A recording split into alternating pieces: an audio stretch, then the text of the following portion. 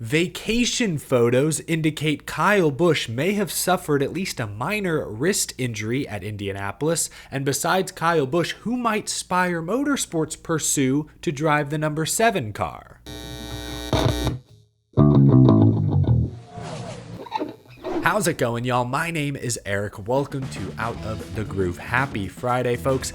I slept funny or something last night, got like a stiff neck, but don't worry, I'm going to power through this episode, much like how Kyle Busch is likely going to power through the remainder of the 2024 season. A photo that I believe comes from Samantha Busch's Instagram story has been circulating today. I saw it shared here on X, ignore the caption, but this photo appears to show Kyle Busch wearing a brace on his left arm. The person who shared this photo on X said it came from Samantha Busch's Instagram story, though it's now been deleted and been replaced by a different vacation photo that suspiciously hides Kyle Busch's left arm from view. A lot of fans are talking about this. I'm no doctor. It's impossible to diagnose someone confidently through social media like this. But if I had to guess, I don't believe this injury is anything to worry about. Drivers race through nagging injuries all the time. I think it was Denny Hamlin who had shoulder surgery this offseason after nursing that injury throughout much of 2023. If Kyle Busch was super seriously injured, I don't think Samantha would have made that initial post. I think she made the initial post not thinking anything of it. She was probably surprised when fans begun sharing across social media expressing significant concern. Again, obviously I'm no doctor, but I would be surprised if this is an injury that keeps Kyle Busch out of the seat. It's his left arm, he shifts with his right.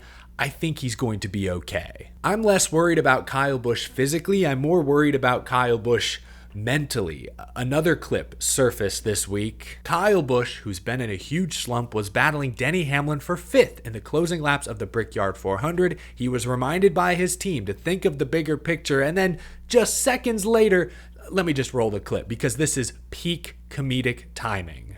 I know you're annoyed, but it's still a good day for us here, big picture.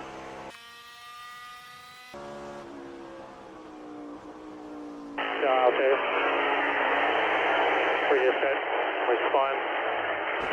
I just said we need to finish.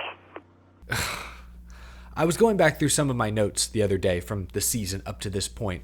Go back to Dover. Kyle Busch had a really good race at the Monster Mile at the end of April. He started on the pole, finished 4th, led 34 laps. He exited that race 13th on the playoff grid. Now, I talked about a slump. Kyle Busch has one top 10 finish the last 10 races. He's fallen to 19th on the playoff grid. He knows the car isn't great, so he's pushing way too hard, trying to make something happen, and it's leading to issues. Kyle Busch always makes the playoffs. He's won at least one Cup Series race every year of his full-time career. Both those streaks are in jeopardy. 4 races remain before the playoffs: Richmond, Michigan, Daytona, and Darlington. Start with Richmond. Kyle Busch finished 20th there in the spring. He does not have a top 10 finish at a short, flat oval this season. What about Michigan? A large intermediate. Kyle Busch had car troubles at Pocono, then got crashed racing mid-pack, but at Indianapolis, they played the strategy right and were racing inside the top 5. Maybe there's a chance.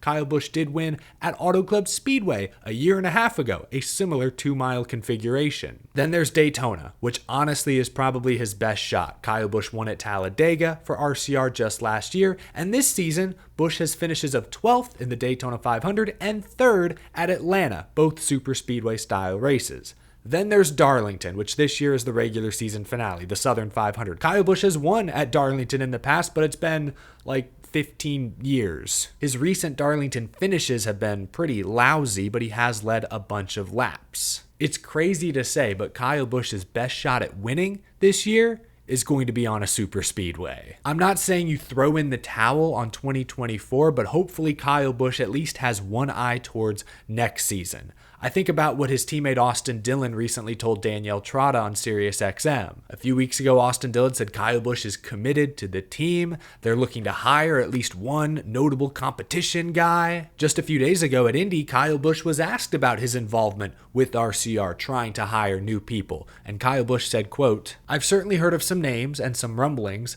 I'm not sure if any signatures have been put to paper to get some of those people in. I know we lost one, meaning we didn't get him. So that's that. Ooh, clearly, I think he's referring to Rodney Childers, who was hired by Spire Motorsports. It sounds like nearly every team in the garage was at least partially interested in Rodney Childers. That sweepstakes was going to be hard to win, but hopefully RCR has some good backup plans.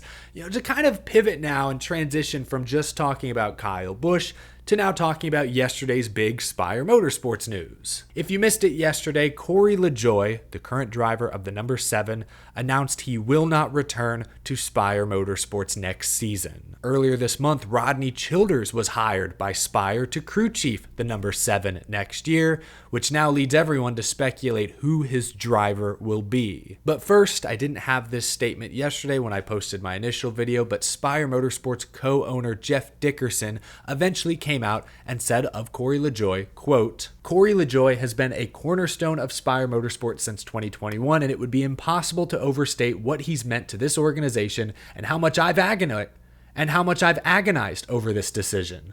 In racing, there are always variables, but one thing we all know is this is a performance-based business, and it just hasn't been there for several reasons. All those reasons are factored in when it comes to making a decision of this magnitude. With Ryan Sparks moving upstairs and Rodney Childers coming in next season, the best thing for Spire Motorsports is a clean slate for the number 7 car in 2025.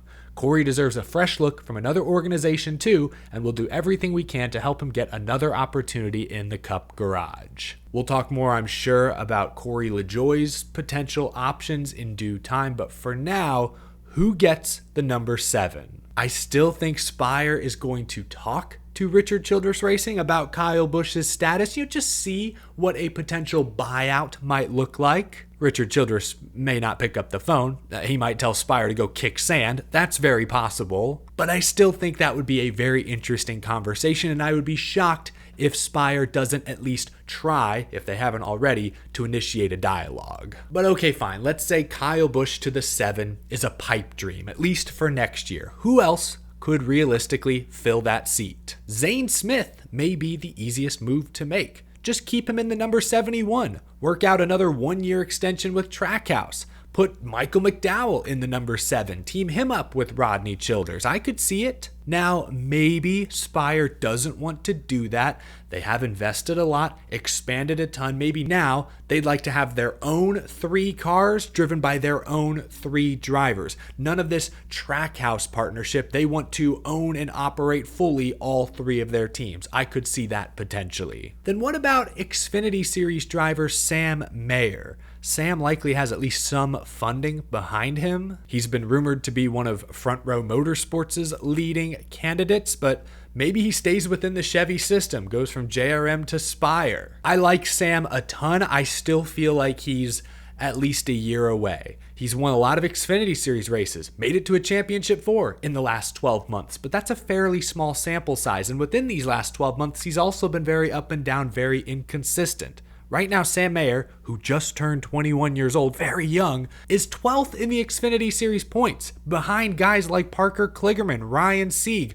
rookie Jesse Love. I think Mayer still needs a little more time before I'd be ready to put him in a top-tier Cup Series ride. Maybe Spire would rather put a veteran in that 7 car. What about Eric Jones? Jones was reportedly a candidate to replace Martin Truex Jr. in the number 19. Obviously, that didn't happen, but it sounds like his contract situation with Legacy is fluid. I imagine he's going to stay with Legacy Motor Club, especially since Toyota, I think, are big fans of him. But Spire could be interesting, and Legacy Motor Club has been a little disappointing this year. Now, as I discussed earlier in the week, I think Legacy's plan is more long-term. They didn't take the technical alliance shortcut like 2311 did. Legacy's trying to do much of this themselves. Tier 1 status, expand the competition department, build out your notebook. I think Legacy Motor Club is eventually going to improve and will begin to reap the benefits of their new Toyota relationship. So I think Eric Jones would maybe be best suited to stay in the 43. How about a different guy with Cup Series experience? Justin Haley. Shoot, he's driven for Spire Motorsports in the past. In fact, technically, he's won a Cup Series race in Spire Motorsports equipment. I know Justin Haley has said he's committed to Rick Ware Racing, but money talks. And between buying a $40 million charter, signing McDowell, Childers, Spire Motorsports has been willing to spend a lot of money. So maybe keep an eye on Justin Haley. And one more veteran driver I feel is worth mentioning is Ryan Preece. Right now, Ryan Preece is the only full-time Cup Series Stewart-Haas driver without a deal done for next season. Ryan Preece is difficult to judge. I think he's better than the results have shown. And it's worth noting that the last 2 years in the 41, he's basically matched what Cole Custer did in that car the 2 years prior. But overall, the performance has lagged behind his teammates. He's 26th in points this year, worst of the 4 Stewart-Haas drivers. So I still think Preece, in a good situation, has the ability to be a legit playoff contender, much like Chase Briscoe, I feel, has shown. But it's really, really hard to say. Is Spire Motorsports willing to take that kind of risk, especially considering I don't know how much funding Preece brings to the table? I'm not so sure. But those are just a few names that immediately jump out at me as potential candidates for the Spire number 7. Let me know in the comments if there's anyone I'm overlooking that you think also will get consideration. Honestly, I don't know if anyone I just named would be a slam dunk pick. Like, Zane Smith is starting to improve, but he's a Trackhouse guy. Sam Mayer may bring some funding, but he just turned 21 and I think still has room to improve. Jones is good, but will he leave Toyota? Justin Haley seems good, but will he leave Rick Ware? And Preece, again, I think he's good, but the last couple of years have been severely mid. Kyle Busch is the only A-list slam dunk pick I could see, but obviously he's under contract with Richard Childress Racing, so I don't know. Leave a comment down below. What do you think?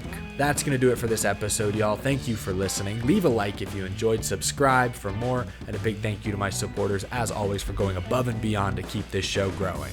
Have a wonderful Friday, folks. Enjoy the off weekend. I will talk to you again really soon.